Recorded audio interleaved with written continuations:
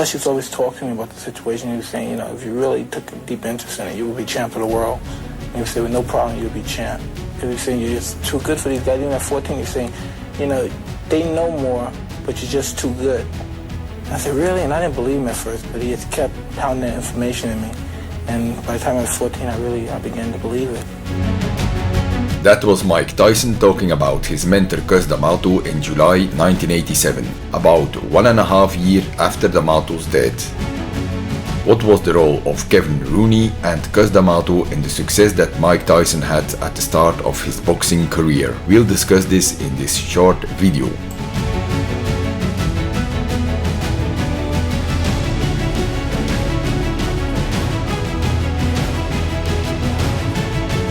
Discipline enables a person to do that which needs to be done. Cus D'Amato adopted Tyson after Mike's mother died. Tyson was about 12 years when he first met D'Amato. He was in a reform school for boys with bad behavior.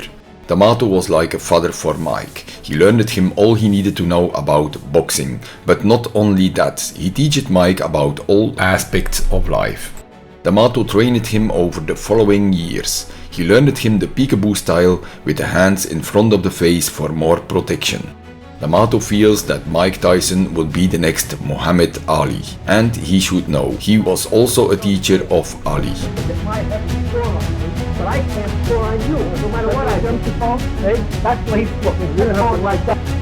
Cus talks about Mike as a boxer who will become the next world champion for sure. As a junior, Mike weighed 210 pounds. He won all his fights in the Junior Olympic Championships 2 years in a row, all by knockout. He has the desire to win. He wants to be the best. And with a fellow with this type of competitive spirit, plus the knowledge that he has gained and the punching power, I can't see him lose. Tyson has not only extreme power in both hands, he has elusive speed and power to knock down anyone. His most important quality is that he has the will to win.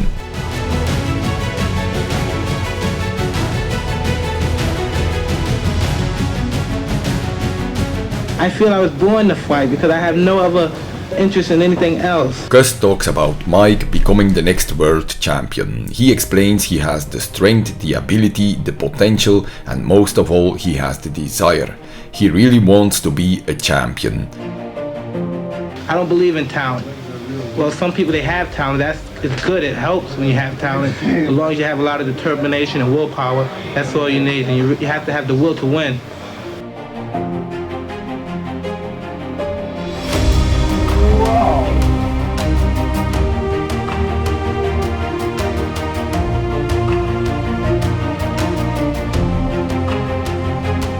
Kevin Rooney, Mike's trainer, tells us that he wanted sparring to happen like a real fight.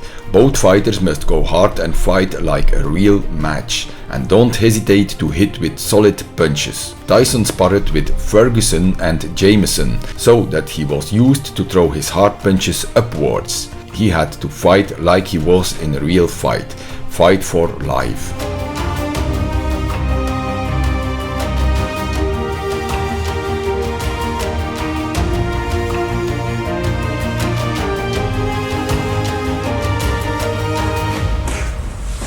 I tell him to go hard. I want you to go out there and fight him. You fight him for 2, 3 rounds, 4, 5, and fight hard because Michael's fighting hard too.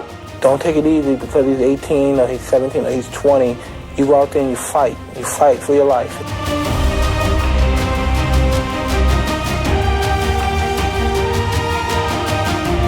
Mike had no protection for his head during all his sparring sessions. That was the idea of Cus D'Amato. Somehow essential to have no protection so that Mike would be more focused to not get hit. The idea was that the headgear gives you a false sense of being protected. You receive punches that you otherwise would certainly try to avoid. The headgear gives you a false sense of security. With the headgear, a fighter feels safe. Well, I can take the shot because it's going to protect me, which in the end it doesn't do anyway. So that's the reason for that. I mean, that was Cus's belief, and I was around Cus a long time, and I believe it too.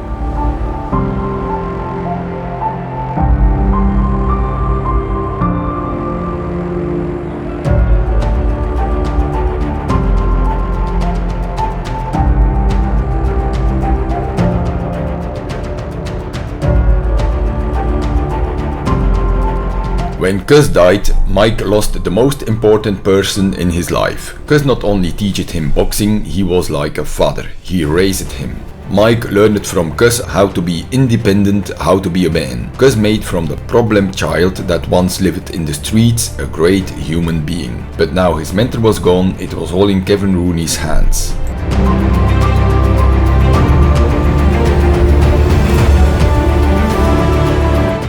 I think I can predictably say that he will become probably the youngest heavyweight champion of all time. And if he remains dedicated, interested, and without any distractions, I believe that eventually he will go down in history as the greatest heavyweight champion we've ever had. The first prediction came true in only 15 months after Cus had said that. Mike Tyson would go on to be the youngest world heavyweight champion in history. The second prediction would have been right, if Mike had stayed on a clean path, if he had kept his team from the start. In 1988, Tyson fired longtime trainer Kevin Rooney.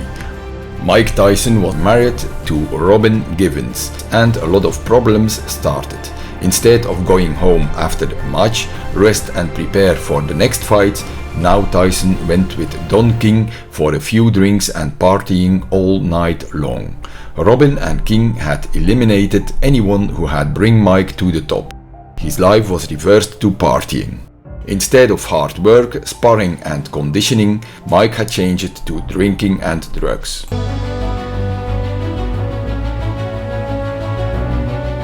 Under Rooney, Mike worked on his defensive peekaboo style and was an elusive boxer with great footwork, extreme fast and had hard punches and conditioned to go 12 rounds.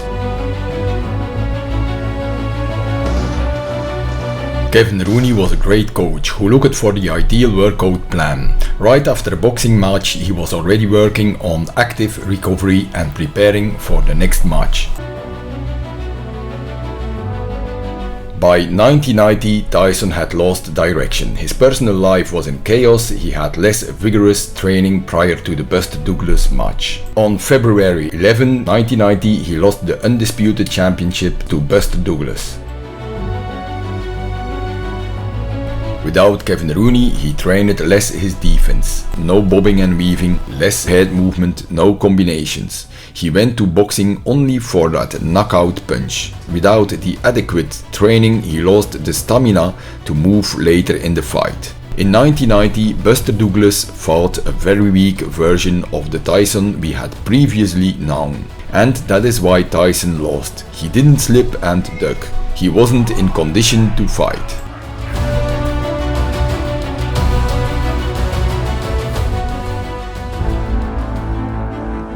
Mike won with Kevin Rooney 35 matches non-stop.